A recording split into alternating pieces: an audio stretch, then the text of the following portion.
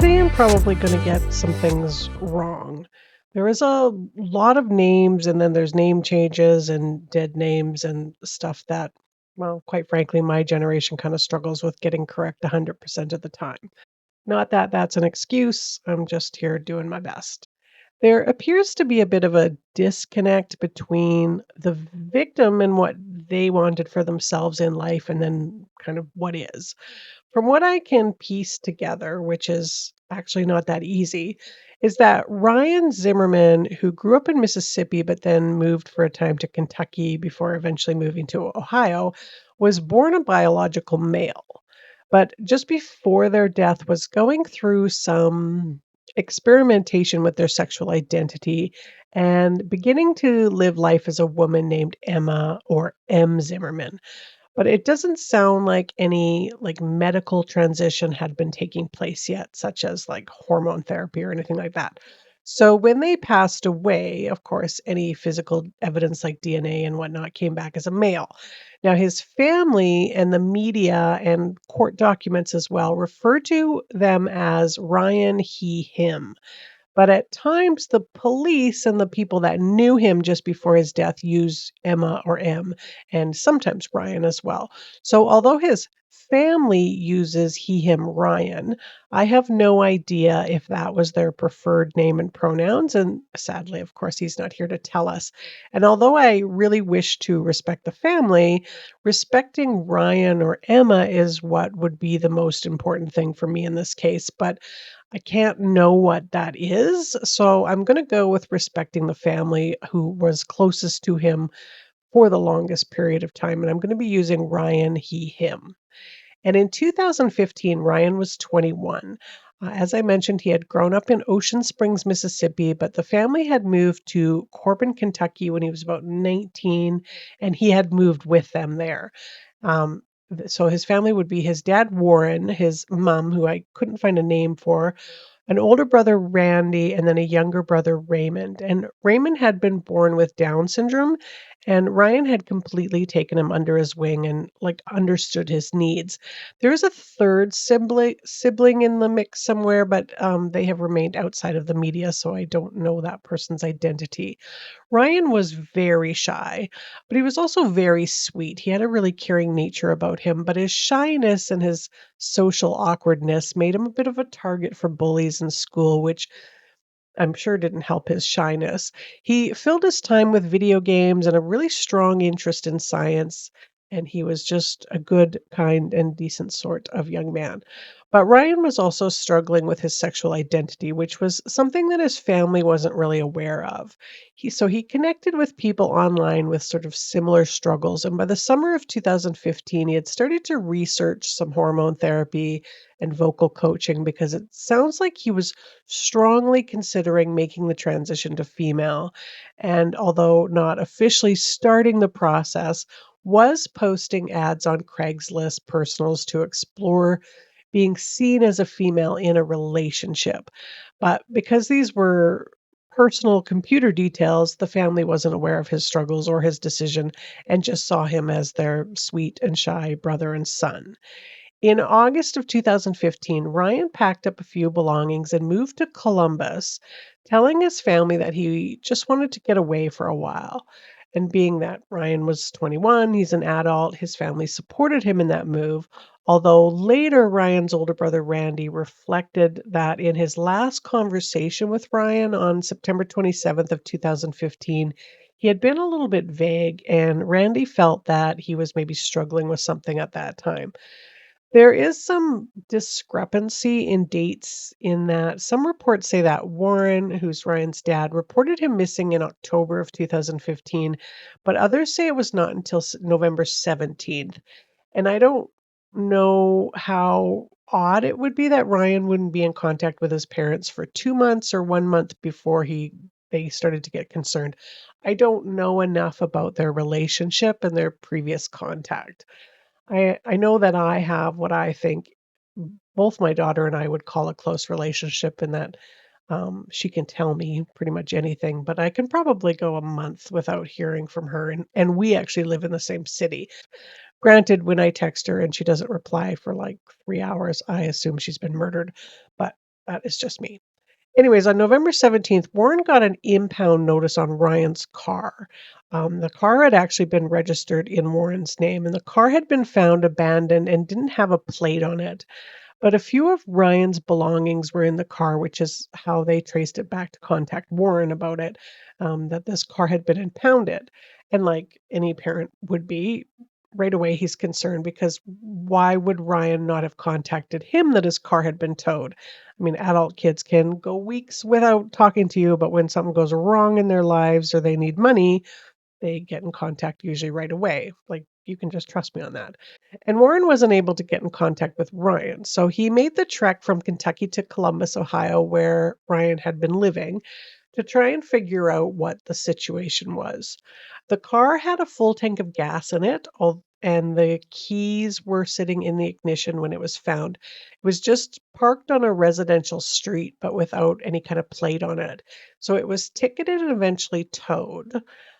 So Warren needed to do a little bit of his own detective work to try and figure out like what was going on here. So he kind of went door to door near where the car was found to see if anyone remembered seeing anything when it was left there.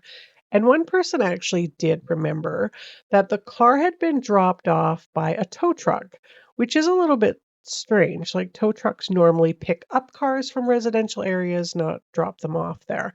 And it was strange that a tow truck would just kind of dump a car on a street with no plates on it.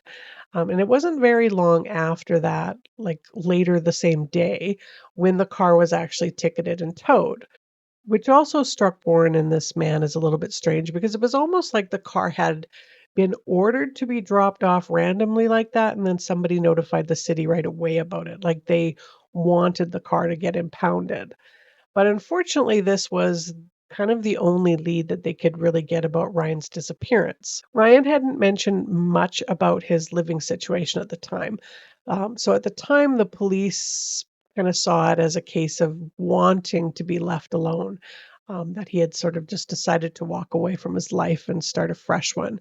And this was really difficult for the family to swallow, seeing that Ryan had been so close and so very protective of his little brother Raymond, but they started to wonder if maybe there was a lot more about Ryan than what they really knew. Now, so Ryan's missing persons case went cold before it even started, and the family slowly started to kind of accept that Ryan had either walked away or maybe decided not to continue living.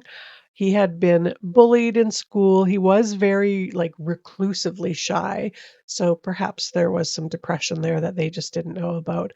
But of course, questions just really lingered for them, like, why? Like, what exactly had happened?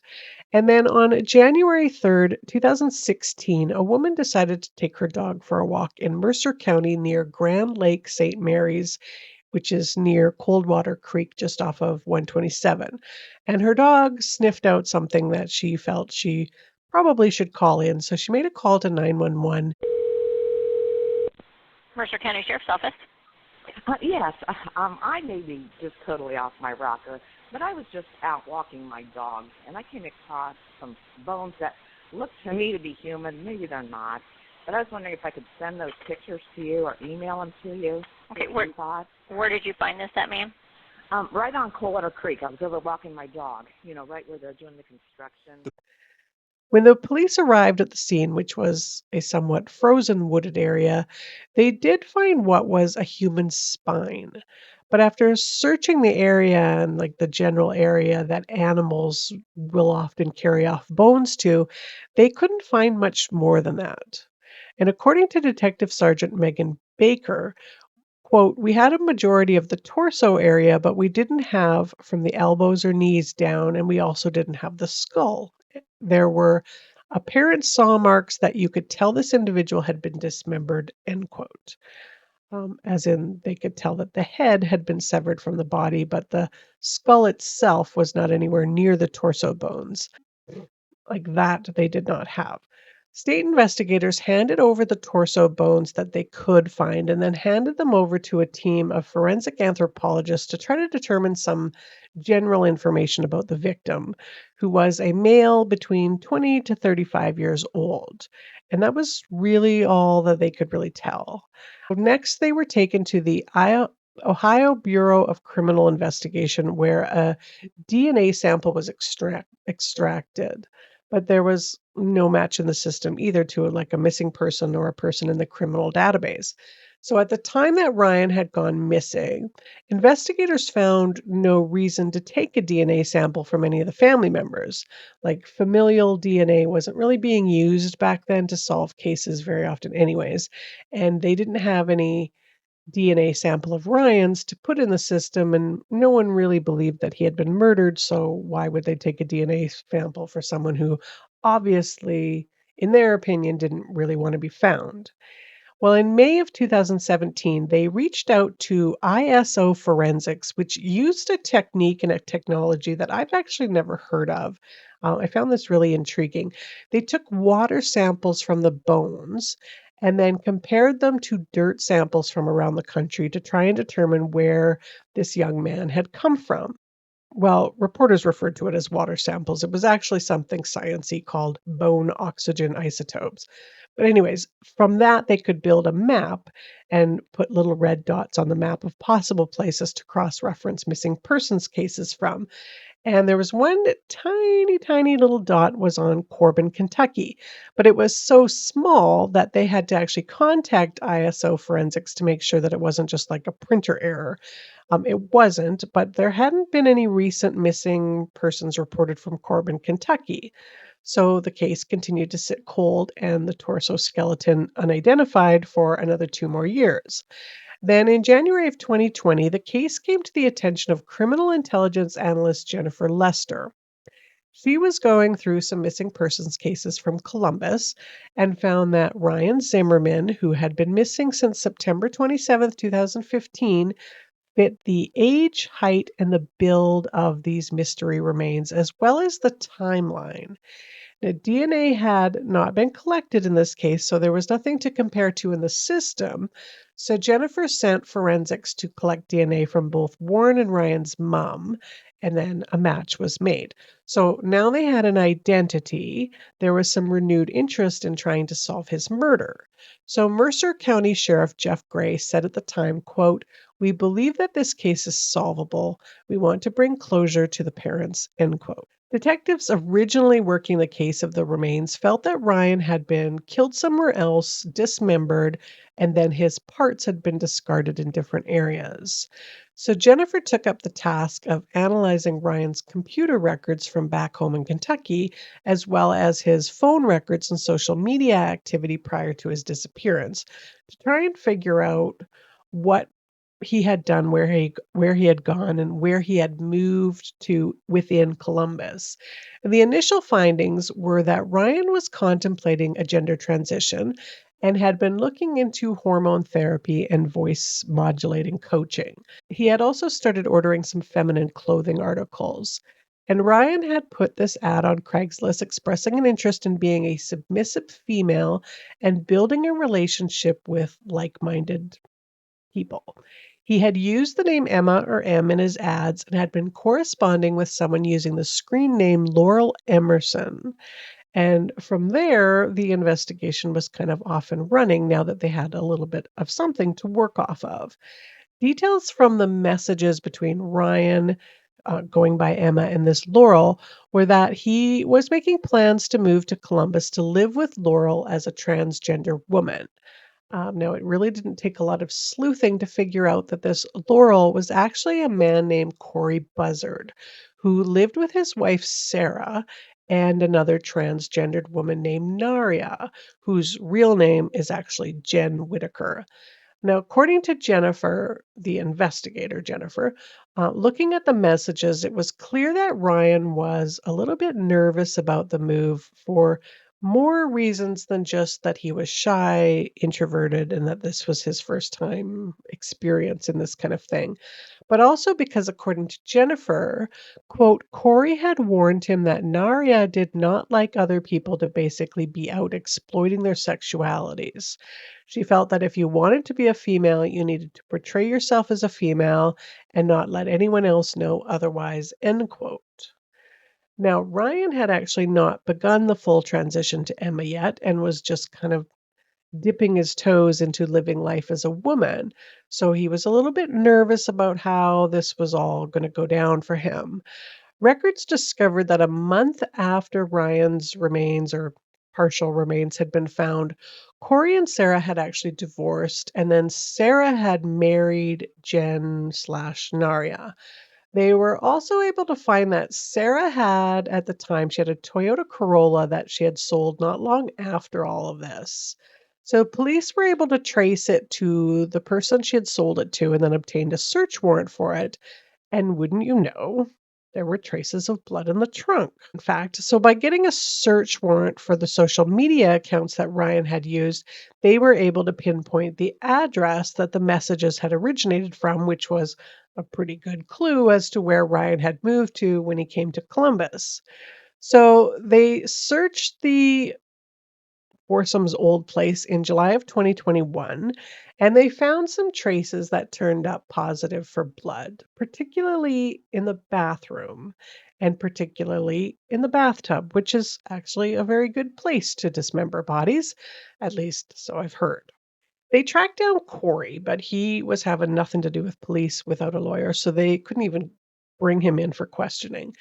You're not in any trouble. I don't have an arrest warrant, nothing like that, Corey. Okay, we just want to talk with you because your name was brought up as a witness in a case I'm working. A homicide. Homicide? A homicide. I don't recall witnessing any homicides. Okay, we're just wanting to talk. That's it. Okay? Mm-hmm. That's it. I haven't lied to you at all, Corey. Okay? It's about Ryan. I don't know who Ryan is. Ryan lived with you for a while. Emma? He also went by Emma. Okay. He was a roommate for a while. Okay. Okay, that's what we're here to talk to you about. Not without counsel. Okay, do you have an attorney on hand? Yes. Okay, do you think they would meet us down there? Can we make an appointment? I'd rather get this done today. I don't really think I have to work on your time. Now, Corey did say that he was away the weekend that Ryan was last seen, and that Sarah did confirm that later that she had actually driven him to a hotel that weekend to stay with some random woman. So on August 25th, 2021, they went to the house that Jen and Sarah were now living in with Sarah's mom. And they took Sarah in under the ruse of there was a warrant out for a theft charge or something from Ohio. So it doesn't sound like at this time Sarah and Jen were living in Ohio anymore and had moved to a different state, but I'm not sure which one. But it was detectives Megan Baker and Rick Ward who were from Ohio, and they had been working Ryan's case, and they came out to talk to her. And now in this interview, Megan and Rick start by just kind of asking how Sarah knew Ryan, like whom she, of course, knew as Emma. So this is how she remembers the whole Ryan Emma coming to live with them. Her and Corey were married. They were in an open relationship, and Corey wanted a transgender woman to come and live there as his side chick, or whatever. Meanwhile, Sarah moved Jen in as her side person, but when Ryan got there, he wasn't exactly what Corey had expected. He was painfully shy and kind of reclusive, spent a lot of time in his room, and was also just at the early stages of transitioning, so I guess wasn't trans enough or whatever. So he wanted Ryan to leave, and he left it to Sarah to tell him to leave, and apparently he made plans to leave on September 25th. He left in someone else's car, and she figured he'd be back later for his car, but he never returned for it. Now, in this interview, Sarah tells them that she kind of took his car out one day and drove it to a gas station, but she couldn't get it started again, so she had to have it towed back to the house, and that Jen was with her at the time. Had you ever driven it? Yes. Okay. To the store or something, or when did you drive it? To a gas station. I couldn't get it to start again. So I had to call a tow company to bring it back. No, she thought that Ryan had returned sometime later and then took the car, and then that's why it was now gone. So at the same time, a couple of other officers from Ohio go back to the house to talk to Jen.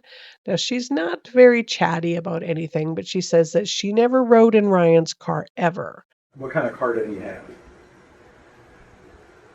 Did you ever ride in the car? You were never in his car? Okay. And she confirms that she got the feeling that Corey regretted his decision for him to move in with them because of this reclusiveness of his personality, but also added this little tidbit about her own feelings that Jen herself was transgendered and she knew that Corey wanted to have a relationship that consisted of a man, a woman, and a trans woman. And Jen said that she didn't want any part of that, which is why they had brought Ryan into the mix in the first place.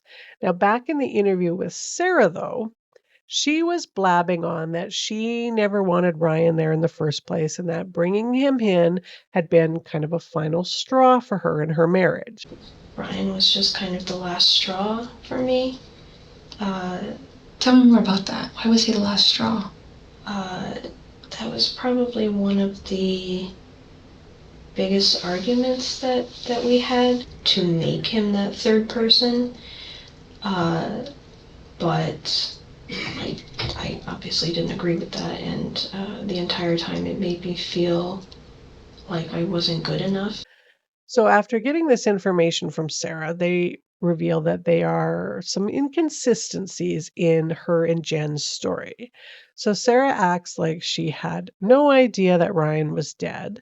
So they tell her, well, yeah, we found Ryan's DNA in your car and a bunch of blood in your old apartment. So, like, what's up with all of that?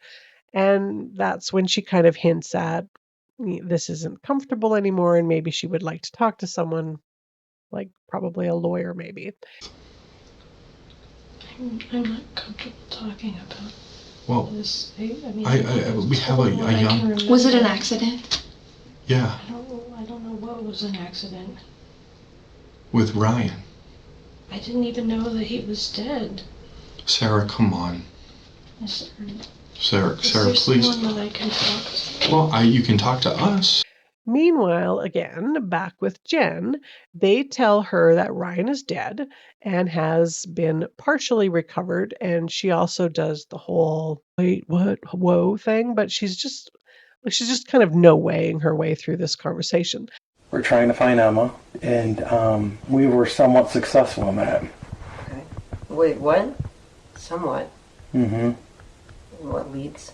That's we need you to fill in the gaps because whatever happened to Emma happened in the apartment where you guys stayed at, and we've recovered evidence from the apartment.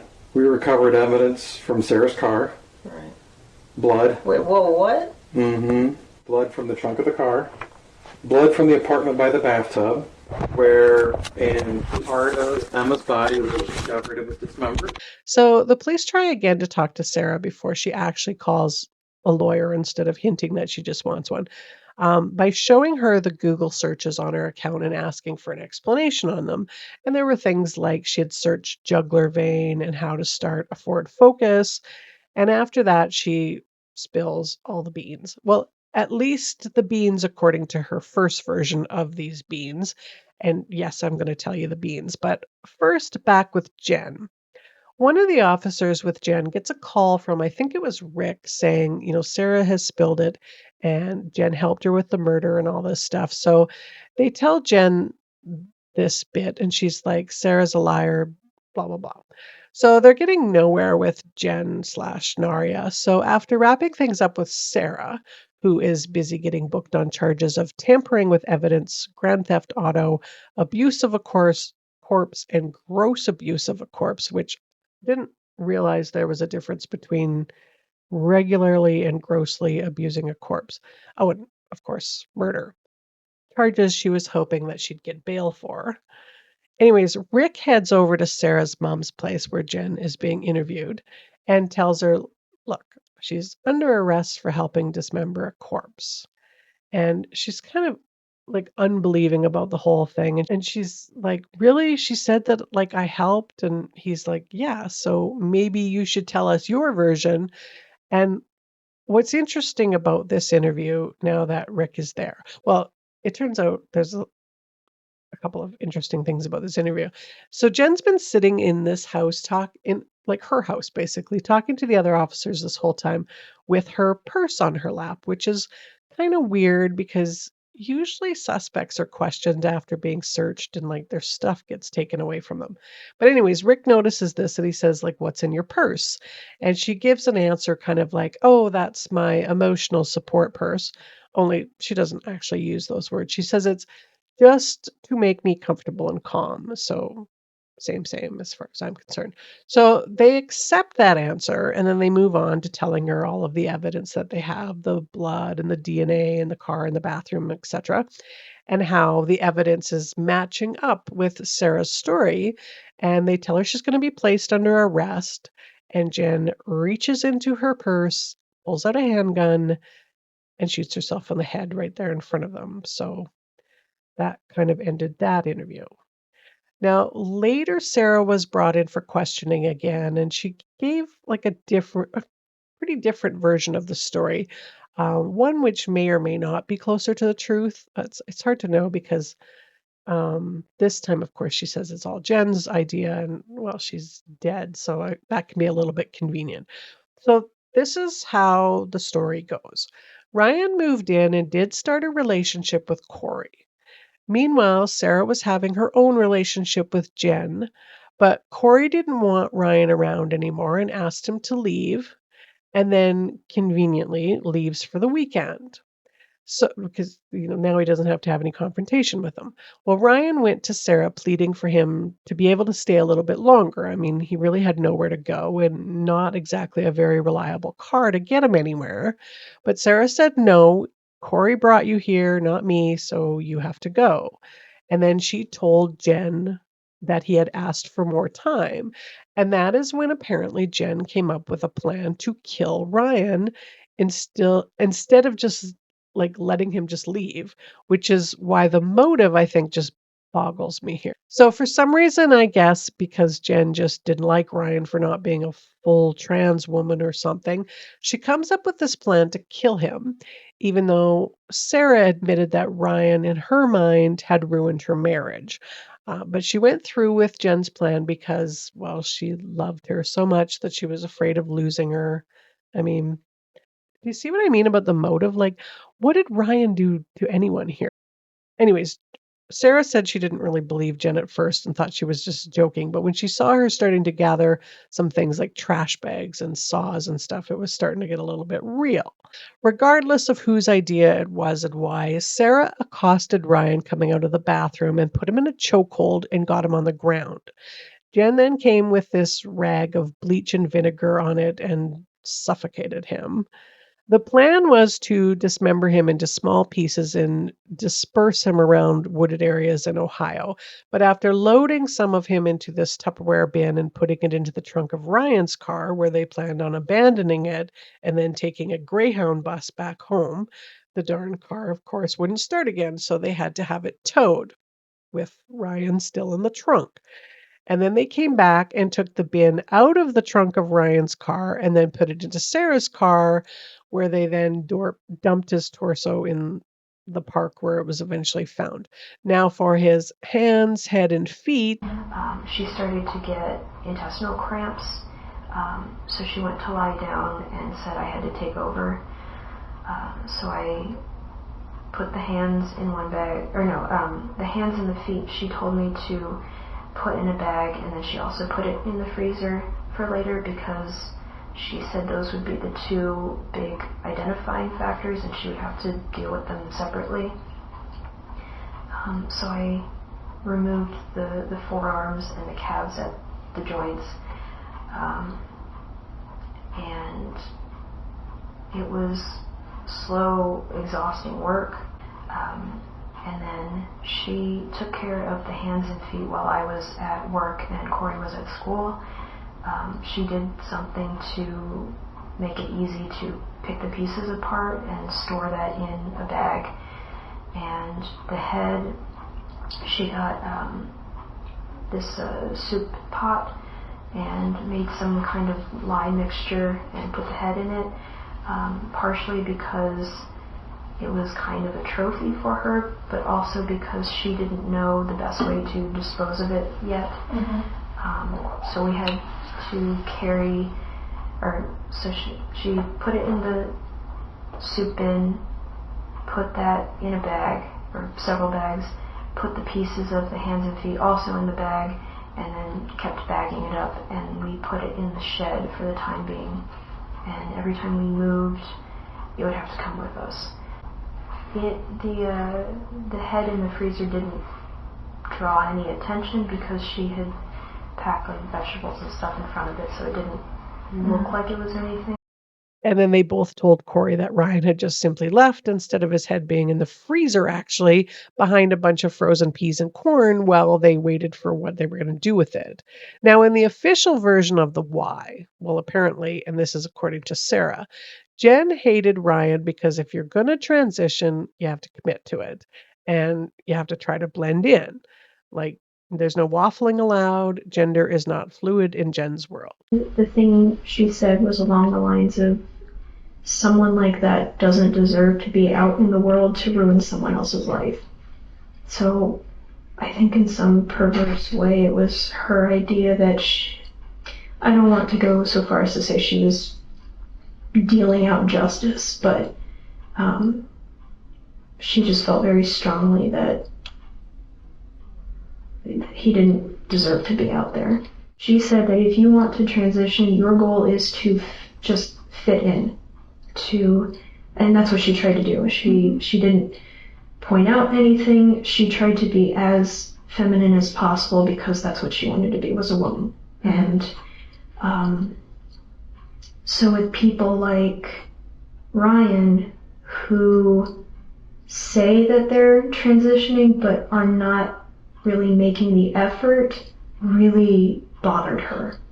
She more commonly said things like, he's a disgusting human being, or the world would be better off without him. So that's why the fact that Ryan wanted to, but still looked and acted male, just really got under her skin. She didn't think that he belonged to be in the world because of it. Anyways, Sarah pled guilty to aggravated murder in exchange for all of the gross abuse and other charges to be dropped, and she was given life in prison with parole after 30 years. At her sentencing, she said, quote, "Not a day goes by that I do not wish for a chance to take it all back. I accept responsibility in the role that I played in Ryan's death, and I will live every day for the rest of my life attempting to redeem myself through positive actions and deeds," end quote.